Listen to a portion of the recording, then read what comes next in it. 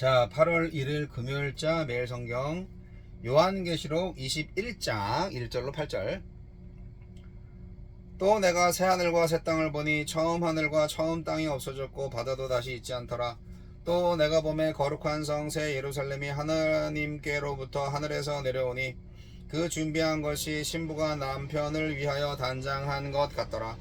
내가 들으니 보좌에서 큰 음성이 나서 이르되 보라, 하나님의 장막이 사람들과 함께 있음에 하나님이 그들과 함께 계시리니 그들은 하나님의 백성이 되고 하나님은 친히 그들과 함께 계셔서 모든 눈물을 그 눈에서 닦아주시니 다시는 사망이 없고 애통하는 것이나 곡하는 것이나 아픈 것이 다시 있지 아니하리니 처음 것들이 다 지나갔음이러라.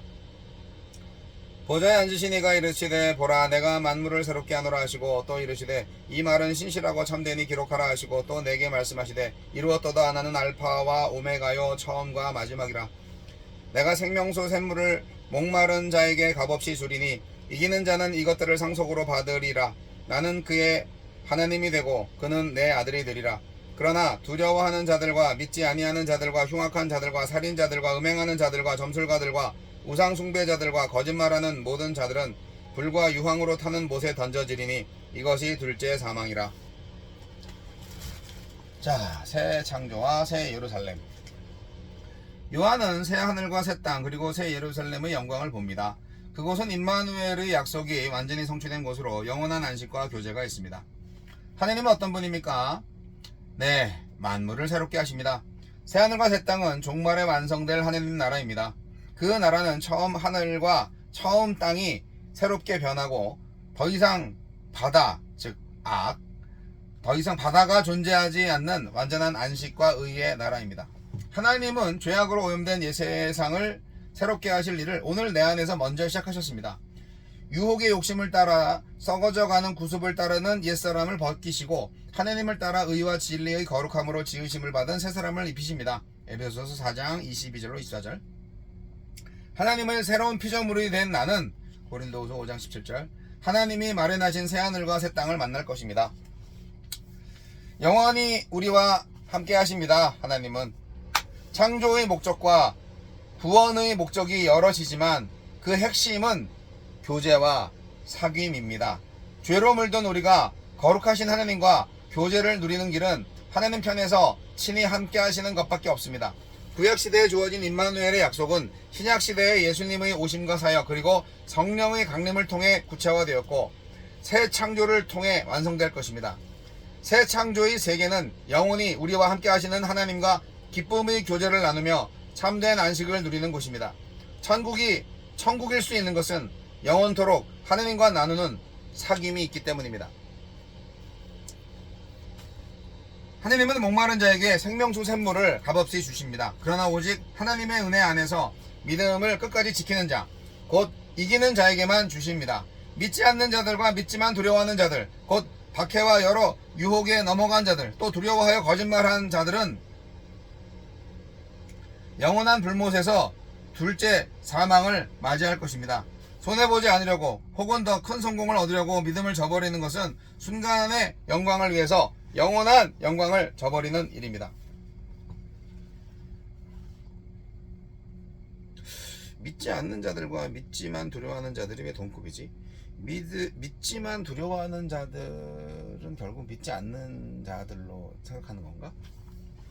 모르겠네요. 네, 매일 성경 지필자에게 물어보고 싶네요. 믿지만 두려워할 수 있잖아요. 두려워해도 믿는 사람은 구원받는 거 아닌가? 모르겠네. 나에게 주시는 교훈은 무엇입니까? 새하늘과 새 땅에 거하는 새 예루살렘 교회의 특징은 거룩함입니다. 거룩. 신랑을 맞이하는 신부에게 정결이 미덕이듯 이 땅의 교회가 추구해야 할 덕목은 거대함이 아니라 거룩함입니다. 교회의 아름다움은 권력도 재력도 아닌 거룩함에서 나타납니다.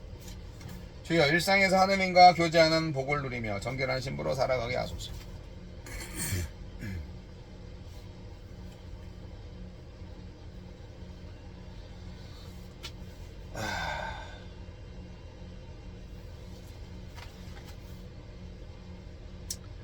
요한이 본 새 창조의 환상에는 사라진 것들과 남아있는 것들이 있어요. 바다가 없어졌어요. 그리고 죽음, 슬픔, 울부짖음, 고통이 없어졌어요. 불의, 악, 부정, 우상숭배를 범하는 자들 없어졌어요. 성전이 없어졌어요. 해와 달 없어졌어요. 밤 없어졌어요. 그리고 저주가 없어졌어요. 반대로 새 창조에서 요한이 보는 것이 있어요. 그거는 뭐냐? 첫째, 어린 양의 신부, 새 예루살렘이죠. 하느님과 어린 양이 그들의 백성과 지켜 함께하는 것, 이것도 보이고요. 또 세 번째로는 하느님과 어린 양의 보좌가 나타나고요. 그 다음에 귀한 보석이 나옵니다. 네 번째로. 그 다음에 다섯 번째로 땅의 왕들과 민족들도 보이고요. 여섯 번째로 빛이 나옵니다. 일곱 번째로 낙원, 정원이 보입니다. 이렇게 새 창조는 하나님과 어린 양이 그들의 신실한 백성에게 주는 보상입니다.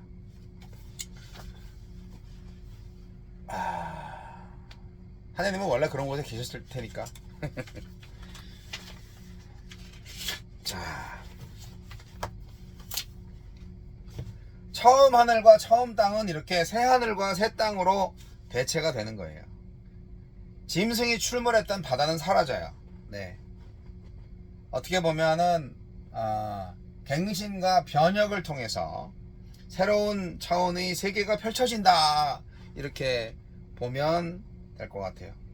무너진 바벨론의 자리에 새 예루살렘이 세워지는 거죠. 핍박과 죽음으로 통곡했던 기억은 사라지고 새 창조의 약속이 완결됩니다. 하느님의 신실하심 완전하게 드러나고 하느님의 주권은 완벽하게 실현됩니다. 하느님은 알파와 오메가입니다. 처음과 나중이시죠. 네.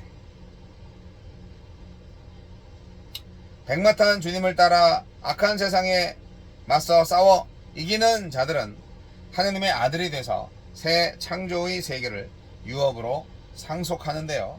바로 그들이 우리들입니다. 둘째 사망에 던져질 자들이 있죠. 이기는 자와 대비해서 불과 유황으로 타는 그 연못에 둘째 사망에 들어갈 자들 나오죠. 거짓 선지자의 유혹에 빠져서 음녀 바벨론이 주는 포도주를 마신 사람들이죠.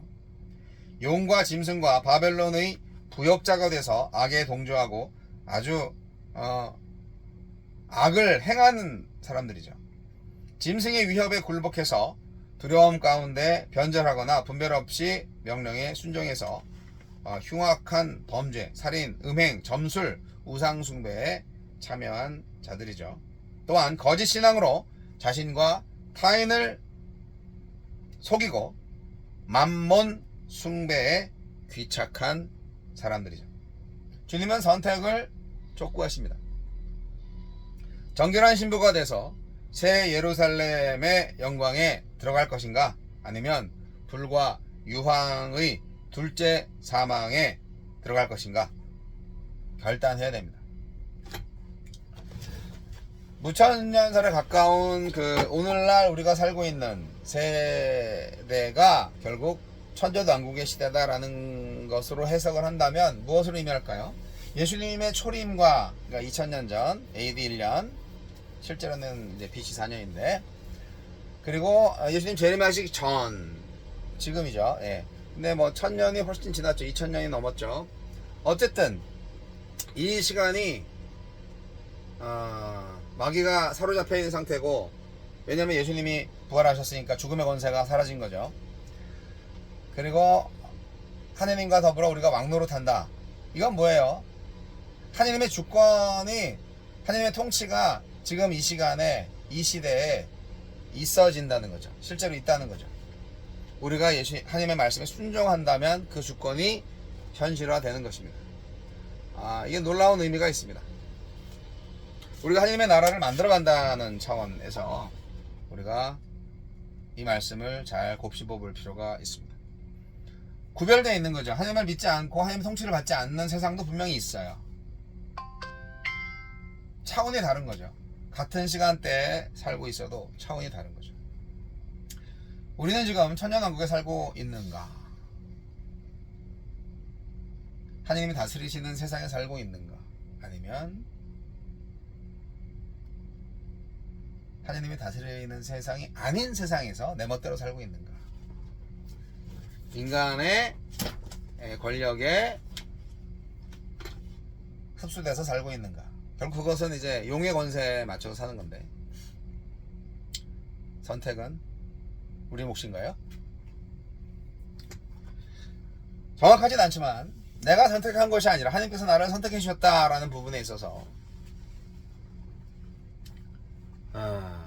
또 여러가지 교리적인 갈등이 있을 수도 있지만, 결국 하나님께서 나를 선택하셨을 때 그 선택에 대한 나의 응답도 중요한 거 아니겠습니까? 끝까지 거부한다면 어떻게 되겠습니까? 하나님이 선택을 안 하신 자들도 있어요. 그렇지 않겠어요? 복음을 들을 기회도 없어. 어쩌겠어? 여러분의 선택입니다.